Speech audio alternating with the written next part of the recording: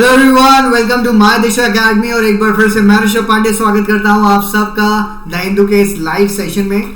तो गाइस, आज की इंपॉर्टेंट न्यूज़ को लेकर मैं फिर से आपके सामने हाजिर हूं और आपको बहुत सारे इन्फो के साथ भर दूंगा आज लिटरली, क्योंकि बहुत इंपॉर्टेंट टॉपिक्स हैं। जिसमें सबसे पहले मैं एक बात कह रहा था कि कल की मेरी भविष्यवाणी, एक्चुअल में ये बात मैंने सेशन में नहीं बोली थी क्योंकि मुझे लग रहा था लाइव बोलना गलत ही होगा। But yesterday I was just talking with others over here in Disha only कि भाई लिस्ट ट्रूज तो जाने वाली है, पक्का देखना आज शाम तक इनका रेजिग्नेशन हमको सुनने को मिल जाएगा। नहीं, literally after just half an hour list ट्रूज resign कर देते हैं। सो फाइनली ये एक हमारे लिए क्या इंटरनेशनल एस्पेक्ट पे बहुत इंपॉर्टेंट न्यूज़ दिखाई दे रही है हम सबको, तो हम लोग पूरा कवर करेंगे। सो ट्रूस ने अनाउंस कर दिया एग्जिट, और यूके अपने तीसरे प्रधानमंत्री को देखने वाला है इन 3 महीनों के दौरान। अब तीसरे प्रधानमंत्री कोई नए होंगे या फिर बोरिस जॉनसन पलट के आएंगे, जैसे कि रिपोर्ट्स आ रही हैं कि फॉर्मर पीएम बोरिस जॉनसन वो कमबैक प्लान कर रहे हैं। तो एक लीडरशिप इलेक्शन होने वाला है जो अगले हफ्ते कंप्लीट हो जाएगा। खुद लिज ट्रूस ने इस बात को कंफर्म किया है और उन्होंने कहा कि हमें जिस चीज़ के लिए चुना गया था हम उस चीज़ को डिलीवर नहीं कर पाए, क्योंकि इनके आते ही इन्होंने जो इकोनॉमिक रिफॉर्म लाने की कोशिश की वो रिफॉर्म कम और क्या कहते हैं डिमिनिशिंग बैकग्राउंड ज़्यादा बन गया। तो Britain is about to get its third prime minister in 3 months with prime minister Liz Truss. अब लिज ट्रूस जा रही हैं। अभी इससे कुछ ही दिन पहले हमने देखा था कि इन्हीं के एक मंत्री ने भी रिजाइन किया था जिन्होंने इंडिया के खिलाफ बयान भी दिया था। तो लिज ट्रूस और जाने वाली हैं, बल्कि चली भी गई। अब आप सोच सकते हैं, कंजर्वेटिव पार्टी से बिलोंग करती थी, उस पार्टी के ही एमपीज का इन पे प्रेशर था जिसकी वजह से इन्होंने रिजाइन कर दिया, क्योंकि इन्होंने अनफंडेड टैक्स कट अनाउंस किया था जिसने रैटल कर दिया मार्केट और रिप्लेसमेंट होना पड़ा इनका। ठीक है, अब इस पूरे प्रकरण की अगर हम बात करें तो क्वीन एलिजाबेथ की डेथ के बाद प्रिंस चार्ल्स गद्दी पर बैठे, उसके बाद पॉलिटिकल केओस तो मचा ही, लेकिन ये कंट्री रिसेशन के में एक बहुत ही ज़्यादा इकोनॉमिक टर्मोइल से गुजर रही है। तो अभी के लिए क्या है कि ये जो समर और ऑटम आ रहा है, जिसको हम कहते हैं समर एंड ऑटम और पॉलिटिकल केओस, एक सिचुएशन जो पॉलिटिकल केओस की मची हुई है, इकोनॉमिक टर्मोइल बना हुआ है, उसे क्या है जो आउटगोइंग प्राइम मिनिस्टर है उन्होंने कहा कि एक significant international and economic instability की हम बात करें तो फैमिलीज और बिजनेसेस बहुत ज़्यादा इस समय घबराए हुए हैं, because they have hefty bill to pay. और वो जिस चीज़ को करना चाहती थी ताकि इकोनॉमिक सिचुएशन सूदिंग हो जाए, लेकिन वो हो नहीं पाए, जिसकी वजह से उन्होंने कहा कि ना I am going to resign. अब इन सब में अगर एक बात देखें तो यूके का अभी जो इन्फ्लेशन चल रहा है वो 70.1 मार्क के ऊपर निकल चुका है, जिसमें गैस और फ्यूल प्राइस आपका 70% हाइक पे जा रहे हैं। और आने वाले विंटर सीजन में जहां पर फ्यूल की डिमांड बढ़ जाएगी, क्योंकि यूके एक ठंडा कंट्री है जहां पर बराबर गैस और ईंधन की ज़रूरत पड़ती है for heating capacities and all, तो बहुत ही ज़्यादा चैलेंजिंग टास्क होगा ना।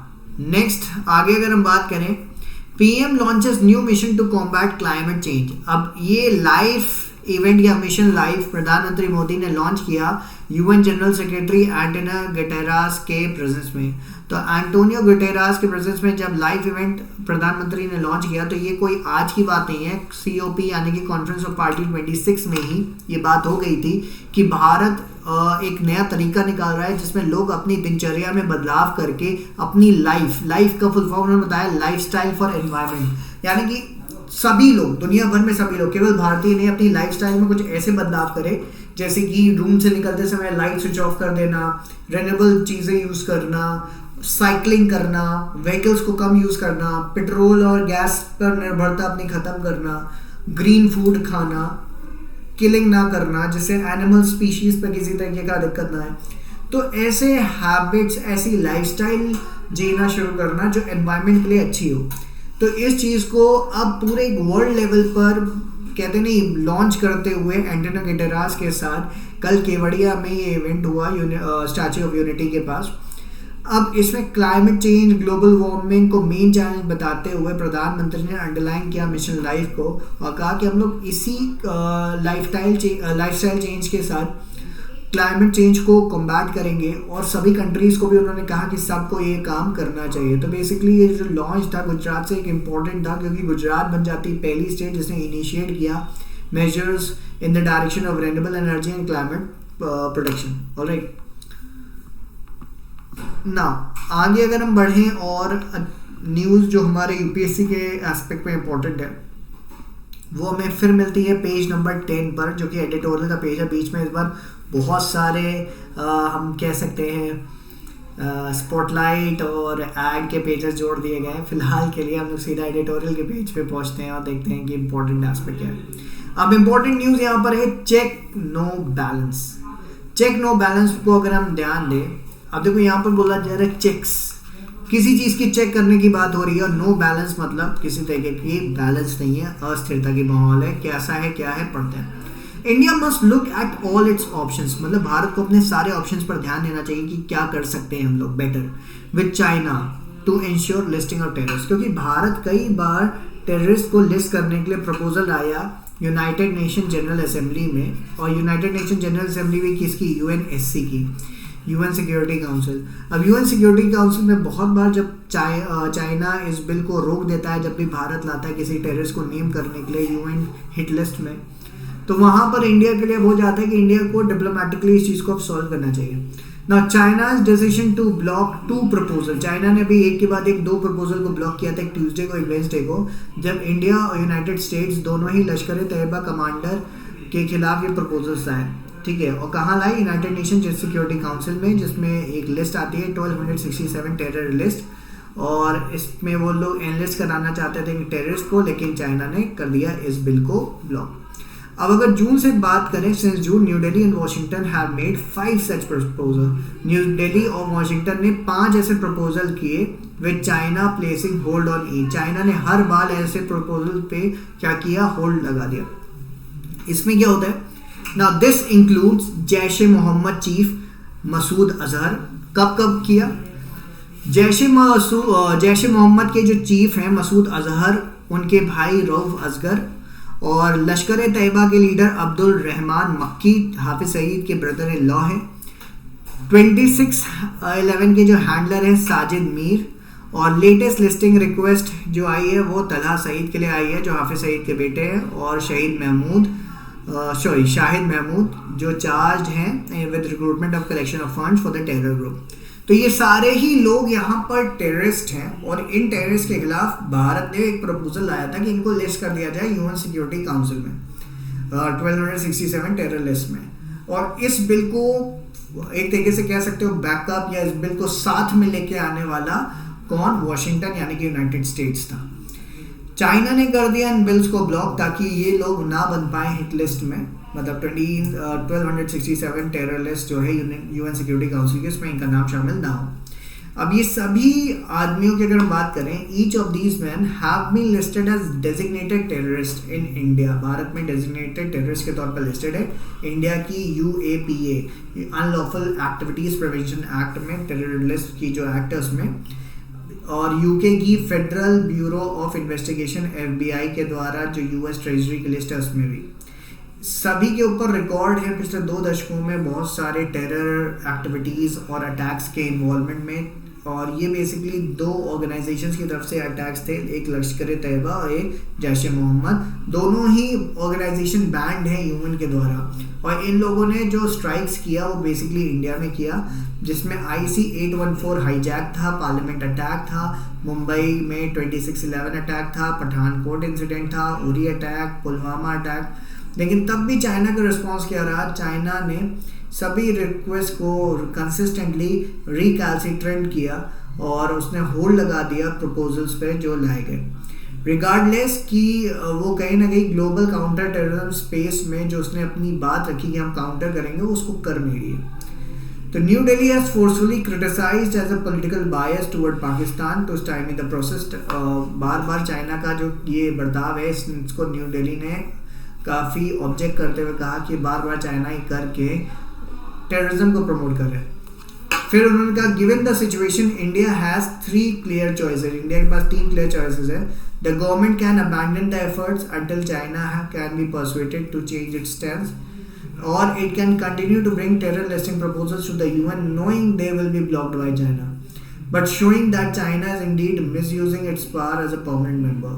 देखो इंडिया एक काम कर सकता है, इंडिया तब तक ये बिल्स को रोक सकता है जब तक चाइना से कोई इंस्टेंस ना बन पाए, या फिर इंडिया बार बार बिल को लाए और चाइना बार बार बिल को ब्लॉक करे और इंडिया ये दिखा दे कि चाइना अपने वीटो पावर को मिसयूज कर रहा है. Neither route will, however, ensure India's goal of listing the remaining leadership of the terror group. मतलब इनमें से कोई भी इंश्योर नहीं कर सकता कि इंडिया पक्का टेरर ग्रुप को वहाँ पर एनलिस्ट करा देगा. थर्ड ऑप्शन क्या है? Third option is to open a diplomatic channel, एक डिप्लोमेटिक चैनल खोलना किसके साथ? With China, to focus on the issues of global cooperation की इश्यूज पर फोकस करें on terrorism, separate from other fractious bilateral issues, और इंड्यूस करना Beijing में to reconsider its untenable position. Now, while the last option seems the most difficult, it is impossible. It must be remembered that China was persuaded to grey list. China को persuade किया गया था to grey list Pakistan at the FATF, Financial Action Task Force, from 2012 to 2015 and 2018 to present. यानी कि China ने FATF में पाकिस्तान को grey list में डालने के लिए persuade किया गया था उसको, उसने हामी भर दी थी. Now, removing its hold and allowed terror listing of Masood Azhar at the UN Security Council in 2019 after blocking such attempts in 2009. अब देखो चाइना ने एक और बात कही कि मैंने मसूद अजहर को वहाँ पर एनलिस्ट करने के लिए अलाउ किया 2019 में, क्योंकላकि मुझे लगा कि वो है, वैसे बाकियों के लिए मेरे पास साक्ष्य नहीं है, ऐसा कहना है चाइना का. Now, it is time for India to consider all options with China to ensure justice for all the victims of the cross-border terrorism that has exacted a deep and long-lasting toll on the country. Alright, now extended family ये नहीं है. Addressing North burning issue of sustainably. यहाँ पर क्या है? अब basically बताया जा रहा है कि नॉर्थ इंडिया में ठंड का मौसम आने वाला है, ठीक है, और क्रॉप्स की एक सबसे बड़ी दिक्कत क्या है? स्टबल बर्निंग क्या है? जब ग्रीन रेवोल्यूशन आया था तो ग्रीन रेवोल्यूशन के बाद काफ़ी ज़्यादा एग्रीकल्चरल ग्रोथ बढ़ी थी नॉर्दर्न पार्ट में, अगर नॉर्दर्न इंडिया की बात करें, और बेसिकली पंजाब, हरियाणा और वेस्टर्न यूपी की, ठीक है. इन सभी रीजन में बड़ा ट्रैक ऑफ लैंड क्लियर किया गया और उसको एग्रीकल्चर के अंडर लाया गया. अब क्या हुआ? इस एग्रीकल्चरल लैंड में आफ्टर प्रोड्यूस, जब खरीफ क्रॉप की तरफ जाते हैं, राबी खरीफ राबी, जब ये शिफ्ट होता था तो जो भी कचरा बचता था, स्टबल जिसको हम कहते हैं, क्योंकि क्लियर किया जाता था वापस से फील्ड को, तो फील्ड क्लियर करने के बाद जो स्टबल बनता था उसको क्या करें? तो स्टबल को तुरंत जल्दी से हटाने के लिए जला दिया जाता था, क्योंकि इतनी बड़ी फील्ड को क्लियर करना, स्टबल को हटाना वाज नॉट सो इजी, तो वो जला देते थे. इससे क्या होता था? जला हुआ थोड़ा सा मैन्योर तो प्रदान कर देता था, और it used to give a bit humidity to the soil, humus content to the soil. But overall अगर आप देखते तो उसका एयर पोल्यूशन इम्पैक्ट बहुत ज़्यादा था. ये एयर पोल्यूशन इम्पैक्ट जाके हिट करता था बंगाल और बिहार के रीजन में. तो इन सब चीज़ों को लेकर सरकार सख्त है, और इस बार स्टबल बर्निंग पर बहुत ज़्यादा हैवी पेनाल्टी को भी सरकार ने इम्पोज करने की बात कही है. और फिर से वही एक चीज़ है जो यहाँ पर एडिटोरियल में हाईलाइट किया गया है कि अगर फिर भी ऐसा होता है, इसको कंट्रोल नहीं कर पाते, तब क्या इश्यूज आएंगे. तो इस चीज़ को यहाँ पर आप पढ़ सकते हो. Now next article page number 12 पर आपको मिलता है आज के न्यूज़पेपर में. इस आर्टिकल की अगर बात करें तो यहाँ पर आ रहा है प्रोटेक्टिंग द वल्चर्स और saving the vultures of Tamil Nadu. Tamil Nadu में वल्चर पॉपुलेशन एक समय सबसे ज़्यादा थी, हमारे पूरे भारत में अब घटती चली जा रही है. यहाँ पर 4 तरीके की वल्चर पाई जाती हैं, 4 स्पीशीज ऑफ वल्चर, जिसमें वाइट रम्ड वल्चर है जिसको गिब्स बेंगलेनेसिस कहते हैं, फिर लॉन्ग बिल्ड वल्चर जिसको गिब्स इंडिकस कहते हैं, फिर एशियन किंग वल्चर जिसको सार्गो गिब्स कैल्वस कहते हैं, और इजिप्शियन वल्चर जिनको न्यूफ्रॉन पर्निकोप्टेरस कहा जाता है. तमिलनाडु में वल्चर पॉपुलेशन बहुत ज़्यादा थी, लेकिन पिछले कुछ दशकों में 90% डिक्लाइन देखने को मिला है, जिसमें करंट पॉपुलेशन अगर आप देखोगे तो 100 to 120 वाइट रम्ड वल्चर्स बची हैं, 10 to 15 लॉन्ग बिल्ड वल्चर्स बची हैं, 10 एशियन किंग्स बची हैं, और इजिप्शियन वल्चर्स तो जैसे स्पॉट की जाती है उस हिसाब से बताया जाता है. वर्ल्चर्स का जो मेन होम माना जाता है नेस्टिंग, इनमें से मेन 3 स्पीशीज का आउट ऑफ द 4 वो है मुडुमलाई टाइगर रिजर्व जो कि पार्ट है नीलगिरी फॉरेस्ट डिवीजन का, और सत्यमंगलम टाइगर रिजर्व।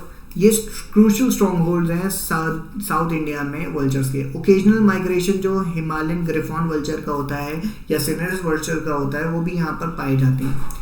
तमिलनाडु पूरे भारत में अगर कहा जाए साउथ में तो सबसे ज़्यादा वल्चर पॉपुलेशन के लिए अपने आप को बूस्ट करता है, ठीक है। बाकी वल्चर को प्रिजर्व करने के लिए सुल्तानपुर नेशनल पार्क हरियाणा में आपका मिलेगा आपको, वहाँ पर भी बर्ड सेंचुरी है जहाँ पर वल्चर को प्रिजर्व किया जा रहा है। वल्चर का नंबर डिक्रीज क्यों कर रहा है? बहुत सारे रीज़न है जिसमें पोचिंग, हंटिंग, मैन एक्टिविटीज़, और उसके अलावा एक एक्टिविटी ये भी कहा जा रहा है कि फूड नहीं है, क्लाइमेट भी सिवियर होता चला जा रहा है। इवन ये जिन कैरकेसेस को खाती हैं जैसे dead animal specially of kettles, तो कैटल्स को ट्रीट करने के लिए इनको पैरासीटामोल, निमेसोलाइड दिया जा रहा है जो कि वल्चर्स के लिए बहुत ज़्यादा नुकसानदायक पड़ रहे हैं, ठीक है। तो एक्सपर्ट्स का ये बेसिकली कहना है कि ये जो non steroidal anti inflammatory drugs हैं जो कैटल को ट्रीट किया जाता है, diclofenac, nimesulide, ketoprofen, these are also leading to crash in the vulture population in India. So what role do vultures play? Vultures scavengers होती हैं जो कि जितना dead decaying matter होता है उसको हटा देती हैं environment से खा के, ताकि किसी भी तरीके की disease या microbes ना फैले, ठीक है। So now these are the things which are important in this. Next, आगे हम जब बढ़ते हैं तो हमें मिलता है अगला एडिटोरियल, मतलब अगला इम्पोर्टेंट वो है army's 4th round of emergency procurement to be from India.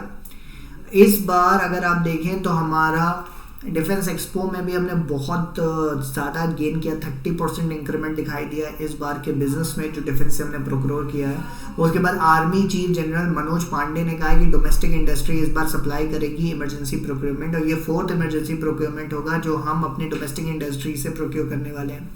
Almost 47,000 crore का कॉन्ट्रैक्ट दिया जाएगा और कहा जा रहा है to next 7 to 8 years 7 to 8 lakh crore order could be placed in the Indian industry.